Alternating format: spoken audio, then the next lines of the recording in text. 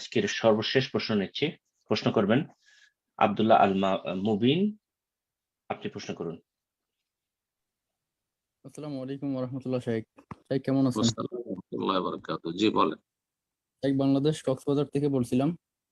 বলেন।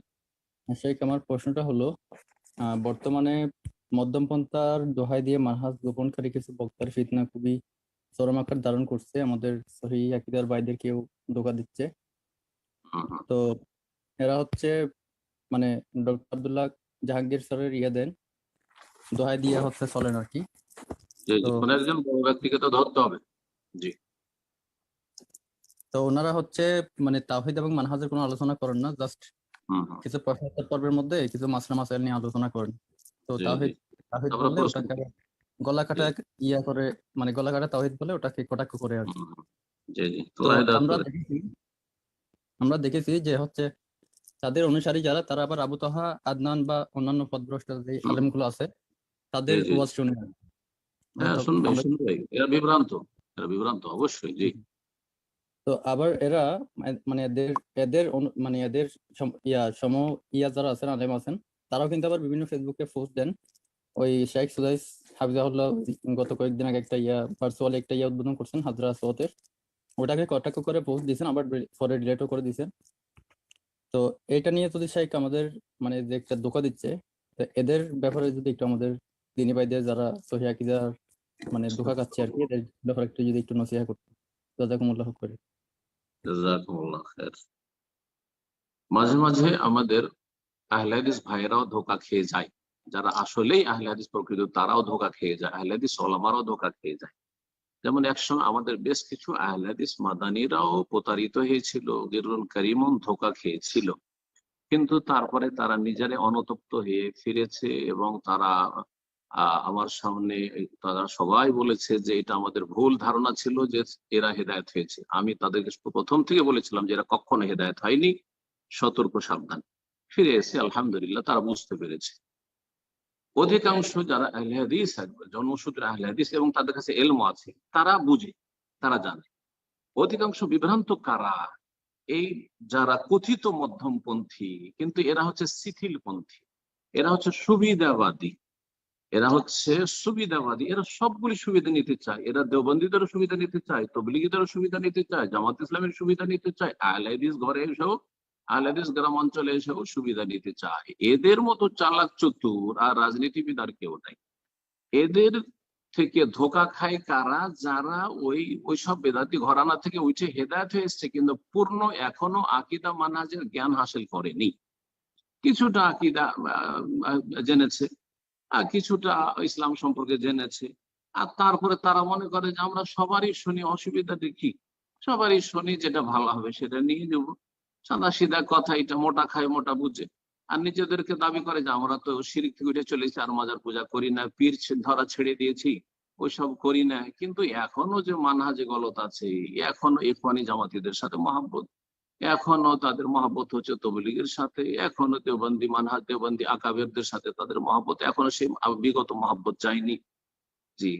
এই জন্য বড় একজন শেখ আমার সাথে কয়েকদিন আগে আলোচনা হচ্ছিল, তিনি বলছিলেন যে এরা আসলে কিরকম, আর এদের এক শ্রেণী আলেমরাও যে কিছুটা যদি এগিয়ে হেদায়েত হয়ে আসে, এদের অবস্থাটা কিরকম। যেমন পাঁঠাকে খাসি করার পরেও কিছুটা পাঁঠা স্বভাব থেকে যায়। কথাটা শুনতে অনেকে খারাপ লাগবে, কিন্তু আসলে উদাহরণটা খুবই সুন্দর। উনি বলে জাযাকাল্লাহু খায়র, আমার খুব ঘনিষ্ঠ মানুষ এবং বড় একজন আলেম মাদানী, তিনি বলছেন যে পাঁঠাকে খাসি করলে ওর মধ্যে ওই পাঁঠা স্বভাবটা থেকে যায়। ঠিকই তেমনি ওই বেদাতি ঘরানা থেকে উঠে আসলে ওই বেদাতি মহব্বত কিছুটা থেকে গেছে, বেদাতি মহব্বত কিছুটা থেকে গেছে। আর এরাই ধোঁকা খাচ্ছে এই রকমের সেলিব্রিটি যারা তাদের থেকে।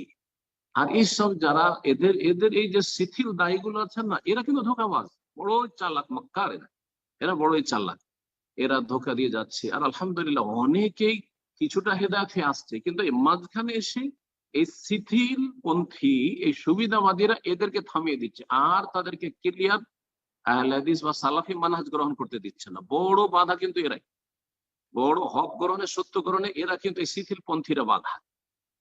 কথা বোঝা গেছে? আশা করি বিষয়টি বুঝতে পারছি। সুতরাং এদের থেকে আরো বেশি জাতিকে সাবধান করেন, যারা তবলিগীদেরকে বলে নিরীহ ফেরেশতা, এদের কোনো দোষ ত্রুটি নাই। এটা অবিচার হয়ে গেল, চরম অবিচার হয়ে গেল।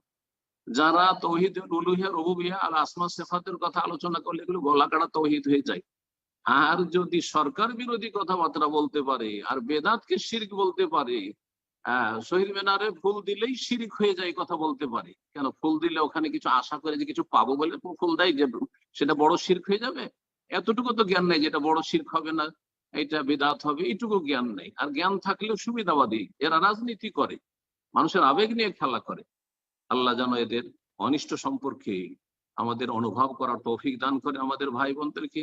আর যারা নতুন নতুন হেদায়েত হয়ে আসছেন, আল্লাহ তাদেরকে পুরো ক্লিয়ার হওয়ার তৌফিক দান করে। আর পুরো ক্লিয়ার হতে হলে কোরআন সুন্নাহ আরো বেশি চর্চা করতে হবে, আপনার মানহাজে সালাফ সম্পর্কে আরো জ্ঞান হাসিল করতে হবে।